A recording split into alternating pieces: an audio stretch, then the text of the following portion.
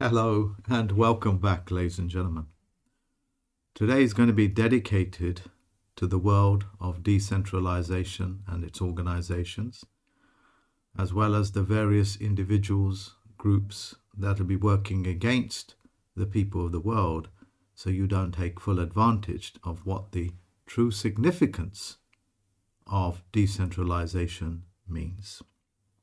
In order for me to get you to that point, I will give you the fundamentals so you can hear about it in its most basic way and then progress to what it really means on a global backdrop, as well as the people, the groups that don't want you to have this.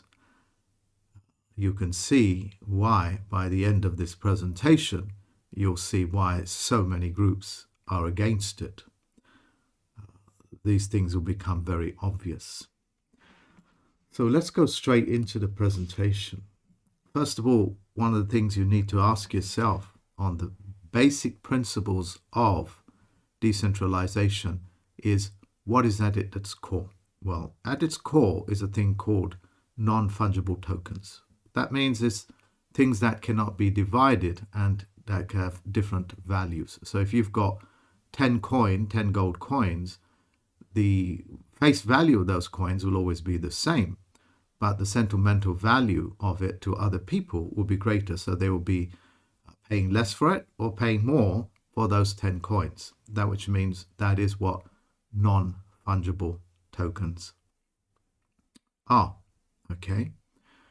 However, the tokens cannot be divided. They have to stay as they are. A Bitcoin, you can divide as much as you want, but one Bitcoin must equal the value of another Bitcoin. With the gold coin, as it were, it has also sentimental value of it. So if one Bitcoin goes up, all the other Bitcoins go up as well. If they go down, all of them go down. But with a non-fungible token, it can go up and down depending upon the sentimental value, the face value, and what people are willing to pay for it. Like if you had 10 pieces of art, shall we say the Mona Lisa, let's imagine there's only 10 of them. Some people may pay $1 million, some people may pay 2-3 million, but that doesn't mean that every single one of those pieces of 10 art are all going to increase in value equally. It simply means that there's a good chance it might do, okay? Because when something sells for a higher value, the price of it will go up, full stop. Now, of course, on the back of that, you already know what a fungible token is. And a fungible token is a very good example, is Bitcoin, okay? It can go up in value, but each coin itself must remain the value of all the other millions of other coins. Simple enough to understand when you understand it in terms of goods. So these systems of these systems of fungible and non-fungible tokens, they'll be running on a rail, on a railing system that is essentially foolproof. Foolproof meaning that it has so many safety features in it that in order for you to be able to hack it or lie into it, means that you will have to make more effort, hundreds, if not thousands, millions of times more effort than the rewards of being a thief. And that system is called blockchain. And what the blockchain does is it keeps the integrity of that system that you have in place, of that art, of that fungible token, of that non-fungible token, in place with 100% security. Okay, that means if it's here with me at the moment, it can be sent to 1 million other places or 10 billion other places. It can exchange hands with 10, 20 billion people, as it were, without losing a single digit of quality. Okay, so that which is here from the origins is in the other side with origins. It's like you pressing a telephone number. That telephone number is unique to my SIM card. As a result, I am the only one that can pick it up. Okay, so the blockchain is millions of times even more safer than the cell phone. That's what the blockchain is. In common law systems, we just used to call it double entry bookkeeping with a true bill. Okay, it's actually a true bill, which means everybody that's been involved in, say, building your house or building you a shed, including cost, how many nails, how many screws, are all written into that true one bill. Okay, and you would keep 3 copies of it to the supplier, the person that built it, and of course you that commissioned it. We just used to call it a true bill, and that's what a blockchain is. It's running on the internet as a true bill with the safety network in place where it cannot be hacked. And if they do, it'll cost them billions of times more just to hack or steal something like $50. Who's going to spend $1 billion? But if they did, they will prove to the world that we can hack it. If we can hack it, and therefore somebody else can. Insofar as that the banks, the banksters as we call them now, have not done this, are incapable of doing it, tells you the integrity of the system. Now, that's all very well and fine as an end user constantly buying things and storing it away as a store of value of Bitcoin or any one of those cryptos, including the non-fungibles and etc. What about you actually creating something yourself that has value? Like Bitcoin has value on the faith of the people. It itself is a conversion of various other fiat currency which they acquired by the people, the people acquired through sweat equity, thereby giving the value of that fiat currency some value, which is what the central banks want you to do. They give you something valueless and they want you to work for it, and thereby they add value to it. Okay, that's quite a neat trick. I give you a piece of work to do, like build me a shed. I give you a promissory note.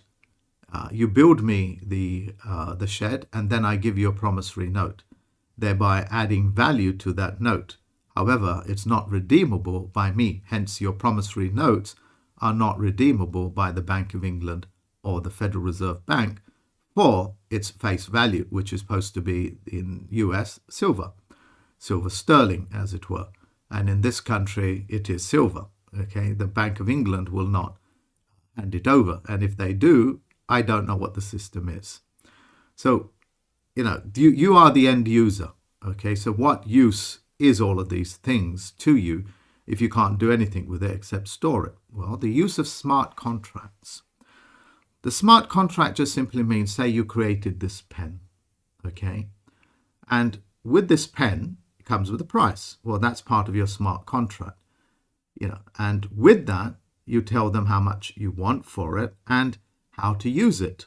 That's obvious, isn't it? You pick it up and you scribe with it. And the refill, they can only get from you. That will also be part of the smart contract, so it holds value. And you're going to tell them, I'm only ever going to make 10,000 of these.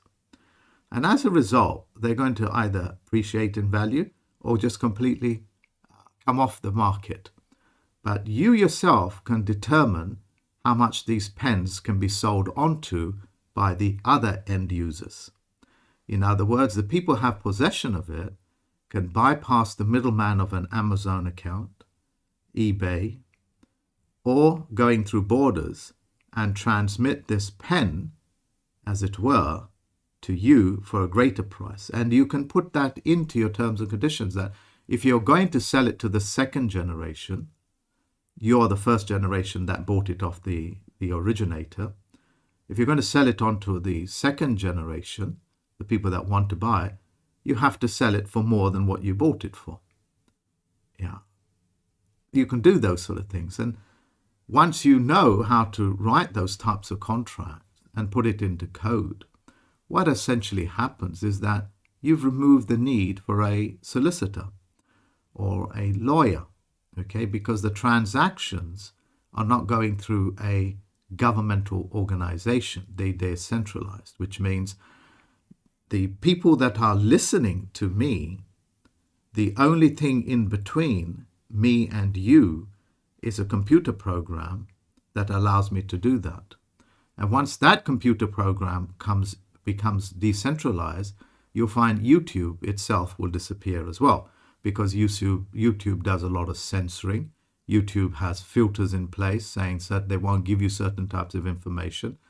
Like the transmission from here goes through Ireland and then to the rest of the world, that allows this transmission to be picked up. Well, all that's going to become the past, shall we say, the rotten past.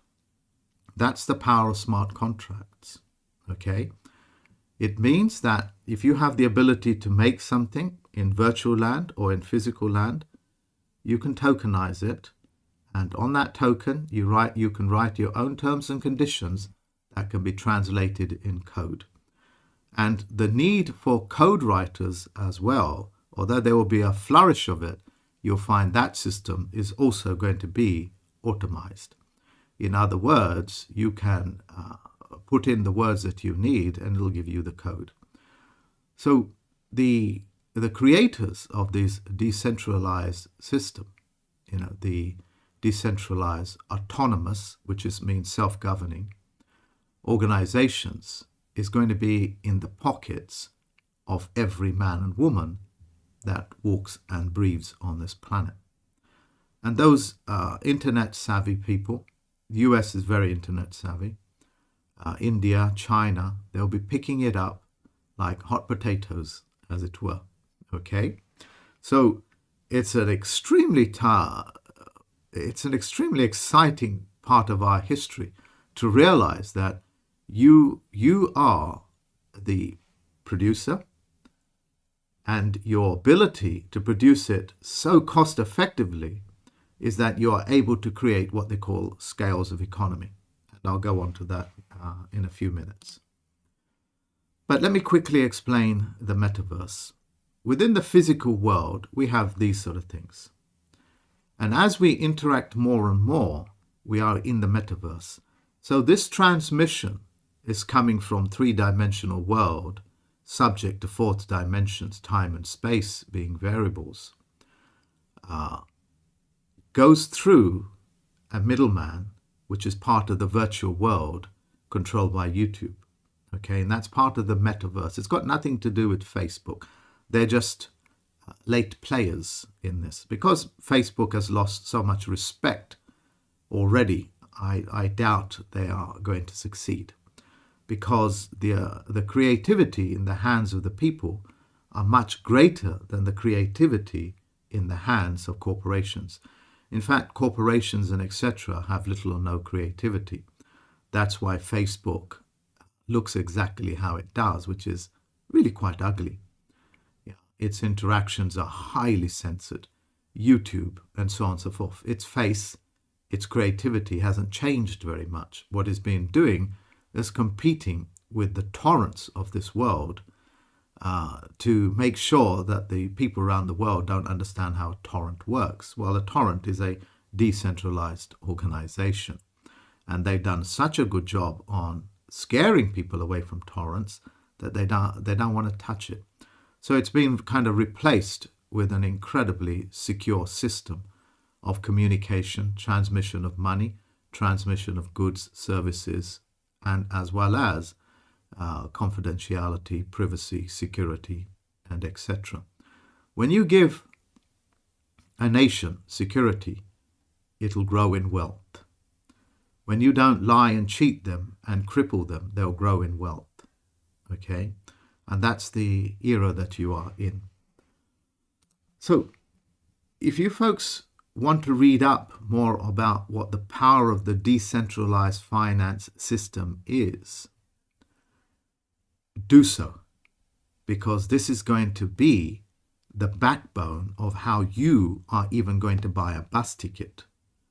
This is going to be the backbone of how you're going to become the banker, because you will now have full faculties to conduct your own banking. and you will be your own banker, which means you can take in money. And that money is yours and can never be given up to anybody else, okay, unless you volunteer it. So if you haven't understood what that is, I'll explain a little bit more. Let's imagine that you want to give me, let's imagine 100,000 for a consultation of some sort. And you have to go to the bank, and that bank now has to approve that whether they want you to send that money to me or not. Yes, they have that. It's called custodial custody. When they decide you're okay with it, then they'll release it. But in order to release it, they have to have a treaty with my bank in a different country. That treaty itself costs hundreds of thousands of pounds, if not millions. And not every bank will recognize each other, as for you international business people already know. So you need to have that treaty in place. And then that bank that you have transferred money into, once it transmits it to my bank account will now decide whether they're going to give that to me or not. That's, once again, know your customer. Okay? This is the precarious positions that mankind has found itself in because they were foolish enough to listen to people like Tony Blair, George Bush, senior or minor, or whatever their names are. Okay? Just on the back of listening to those freakish people, the Americans lost so much. Just look at their country now. Just on the back of listening to Tony Blair, look what's happened to England, Great Britain, United Kingdom. Okay? These are the disastrous results of listening to these highly malicious individuals. So you can see, once you remove the faculty of the middleman, i.e. the banks and the treaties, where you don't need a treaty from me apart from my word and vice versa for us to conduct our affairs in any part of the world. In any part of the world, yes, including China. Okay? And of course, another new economic zone that's coming up called a Shanghai Corporation. It's a cooperative, not a cooperation. It's a cooperative, okay? Not a corp, all right, as a McDonald's corporation. So it's a CO and then another CO, which means they are participating members that have equal say in what happens, right down to the one man or woman, to the entire organization itself. One doesn't have more power over another. These are all known as starfish organizations. They are highly effective, highly creative, and quite capable of producing huge quantities of creative energy, products, services. Okay, you're going to have an explosion of these things. That is, if you don't listen to your half-witted politicians. So that's one of the best examples I can give you about the power of what this decentralized this decentralized word actually means. It means you don't need the Bank of England and you don't need the Federal Reserve Bank all over the world. You don't need them. You don't even need the politicians because they have to run on blockchain. If you have a voting right with them, it has to be on a blockchain. And if somebody else is trying to steal your vote, like a pharmaceutical company or a media company, you'll know about it. And that's called theft. Yeah, that's why the politicians are so frightened of this stuff.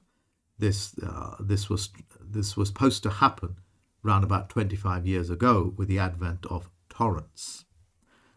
The system we have at the moment is a more evolved system of torrents.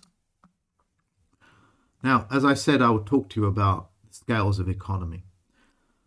In order to manufacture this pen, you'll need a supplier, you'll need molding machines, designers, hundreds of things you need to put in place. And once you've put that into place, which is part of the bureaucracy, including the workshop, including the finance of it, you are now able to mass produce this. When you're able to mass produce this, The cost of this, if you did it by cottage industry principles, that means making it in your back shed, will be enormous. It might cost you like 80, 90 pounds or dollars to produce this pen. But if you are able to do it with the scales of economy, of mass manufacturing, which can also be printed out by 3D printers, the manufacturing machines themselves can be printed out. All this technology is coming to you. Yeah. So you are now able to produce this, say, for $5 per unit, which means the rest of it is your profit. And in terms of raising finance, you don't need to go to the bank. You can go to the entire world and say, look, I've got a plan to manufacture these pens. It looks nice, blah, blah, blah. You know, you put out your plan, you draw up your smart contracts, and you can raise money from the entire world's population that's running on blockchain, bypassing the banks. So it's the people that will be financing you, and you yourself will be providing that service to the people, not to the middleman. Okay, because the middleman makes 99 point something profit on the back of your creativity. How many patents have been stolen by the means of this is virtually everything. Yeah, everything. So read up a little bit more about it, okay, the decentralization, and read up on what scales of economy is. And I've explained to you what an autonomous situation is. Autonomous situation in this root word is that it's self-governing. It can make its own decisions. And if you wish to alter it, you can do so only with the consensus of the people that are involved in the organization. In other words, you're not going to give up your voting rights to a politician or anybody that has no interest in your stake in that company or in that group or institution. Why would you want to give up your voting rights and your sharing rights to that company? Why would you do that? You wouldn't. It would be moronic. Why would you want to give up your voting rights on Apple stock when you paid so much for it to a politician that will represent anybody except you? Okay, just think about what I'm saying. If you have voting rights, when you elect a politician or vote him in, he picks up your ability to vote on behalf of you. They call that the toxicity of the democratic representative system, which works against your favor. Look it up. Look at the situation that you are in. Yeah. Look at the situation that you are in for you to self-qualify what I've just said. When's the last time you benefited from these people, politicians, bankers? You never did. Okay, so I found this particular video. It's from Kitco News. I follow this as well, and they provide a wonderful service. They use very catchy, headlines to catch your attention, as it were. But they do a very good job, and there are other people. Okay, there's kind of Stansberry Research and things like that that also put out really high quality information. Okay, and you can watch this particular one, and it'll give you a very good idea of the significance of what DeFi really means. Okay, so DeFi quite literally turns you into your own financier, making you the banker with all the necessary qualification in place because of the ease of use through the scales of economy. So when you have the knowledge of what a banker is, you have essentially created a descaling, as it were. You have created a wonderful economic scale where your banking is so cost effective, you're only paying like a penny on a transaction or even less. From the systems that are in place, you'll be even paying less for huge sums of money. Here you like $1 billion might cost you a penny to send. That's a good deal. Yeah. So do your research. Do your research. Okay, and as a plenipotentiary judge, I don't want you guys to miss out on this. Now, Hugh and Lance will be teaching a group of people, including me, on the first week of next year, how to actually create non-fungible tokens and a whole heap of other things as well, which is fantastic. I can't do it. I don't have the knowledge, but I will have the knowledge once they taught it to me. Okay.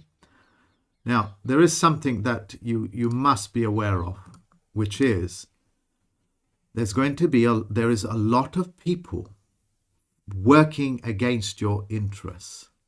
Okay. And it's up to you to qualify it. And I say it's up to you because historically, these Olympians, as they are called, like the Committee of 300, have been working to reap you with 99% of all your life, energy, and so on and so forth. And if you go to Wikipedia, they'll say it's a conspiracy. Well, here's the conspiracy. It's on paper with their thumbprints, with their bank accounts. Yeah, and look how many zeros they have at the end of their bank accounts. So all this is going to come to an end. And these people with 230 something zeros at the end of a bank account, which just simply means if you got $100 trillion and you put it into their bank account, it won't even count as a drop in a bathtub. That's how vast their reaping mechanisms were. Yeah, just look at the amount of zeros that you can add up. Okay, these people historically have been working. I say historically, we're talking about less than 1.5 years ago. Okay, they've been working against the people for the sole purpose to live on them as a parasitical organism. All right, and this is from the UN building Postmaster General, who received these documents in order to produce the necessary securities, as it were, through their private banks to be able to give fiat currency to the Filipinos. All right, so all these names are actually portrayed in mythology as gods. All the prophets that you've been worshipping, they're all bank accounts. Yeah, I mean all of them.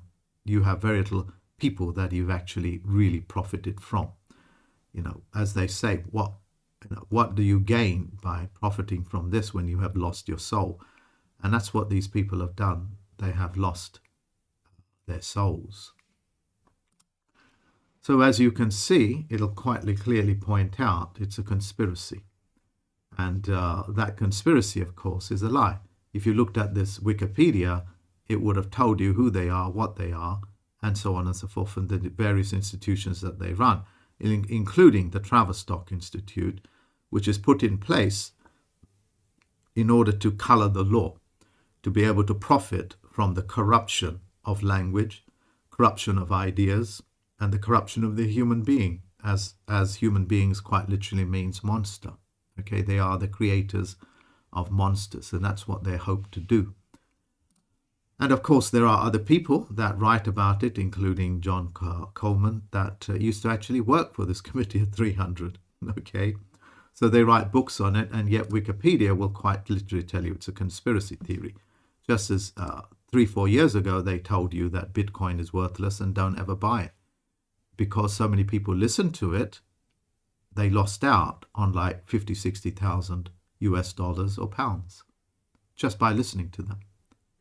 That's the cost. That's the direct cost that you pay for listening to politicians. Okay? Have no mistake. There are some more websites here that know about them, that reveal their information. You will also find websites, which I don't have time to pick up here, of these commit members actually disowning each other, saying that we're no longer part of this group and we don't want anything to do with them. Because a system based upon and predicated on lies begets another lie, and you have to spend $1 trillion just to cover up one lie. And how many lies have they told just in 5 minutes of a speech? Exactly. That's why it is so straightforward to catch a liar out. Now, one of the other gentlemen is Jack Otto, that wrote about World War III. You are actually experiencing World War III with the advent of the vaccines and so on and so forth. It's a war on mankind. Their hope is they'll recruit as much mankind species into the species of humankind, where they can manipulate them with using the color of the law, with fears, threats, and all manner of shadow games. Okay, that's what they are very good at. Shadows in your mind and shadows in society. If you don't do this, we'll do that to you. This is a wonderful lecture he delivered, okay, Jack Otto, on the back of his book. It's a 1-hour lecture, which is a fantastic book. Although it speaks about Jews and things like that, I would just simply ignore it and just treat people as people and let their own manifestations speak for themselves. Okay, you don't need to reach for, shall we say, wholesale, what they call blanket understanding. You don't need to do that to curse an entire race or a religion or something like that. You just don't need to. Individuals will qualify themselves by the manifestations of what they do. Hence, that wonderful saying, you shall see them by their works. And their works, as you know, is so disgusting that, they would even sponsor children to mutilate their bodies. A 14-year-old boy or girl is so confused, they will say, well, it's not a confusion, it's actually you're going through a sex change. Well, let us help you with the surgery. This is the kind of SHIT that these people are quite easy to put out. Before you know it, you will be eating feces. They will serve you feces if you're not careful. Okay, and they did that with the London water supply. Tony Blair convinced everybody there's a water shortage, and therefore we need to take our water from the sewage and then recycle it and give it back to the people when there is no water shortage. As a result, up to 75% of London water supply is sewage, with all the hormones needed for human beings to grow breasts, as it were. Okay, men to grow breast, hormonal changes, and so on and so forth. The water supply has been contaminated for a very long time. So the point I'm making is that there is a level of cost, disastrous cost, to listening to pernicious liars. And the word is politicians. That's what they are. Okay, and they're all one group, because this Committee of 300 is one group. Like Mugabe, they say, is homophobic, and in Britain, when he came visiting, homosexuals,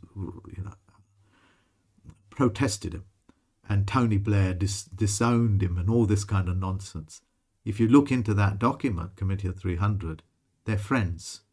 He's part of their group, including some of the men and women that you herald as heroes in your society.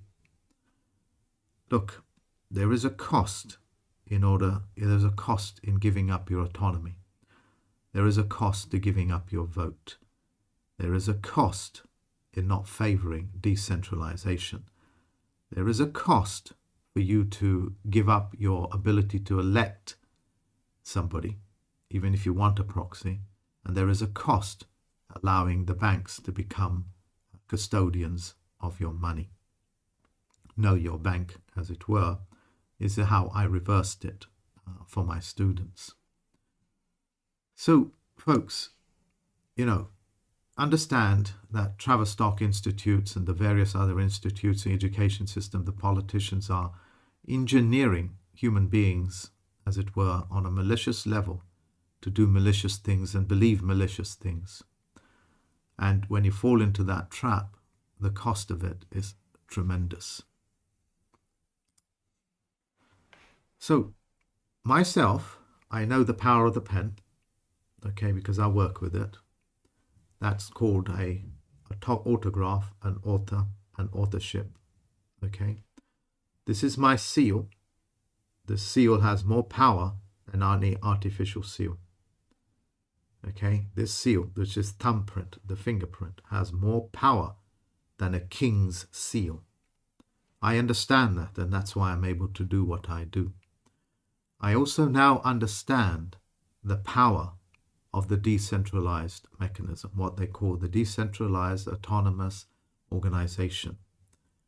The power of it is as great as using the pen, the thumbprint, with smart contracts, with a level of security for me to be able to transmit money, goods, services, my message, without ever going through a middleman called YouTube, Google, or any one of these things.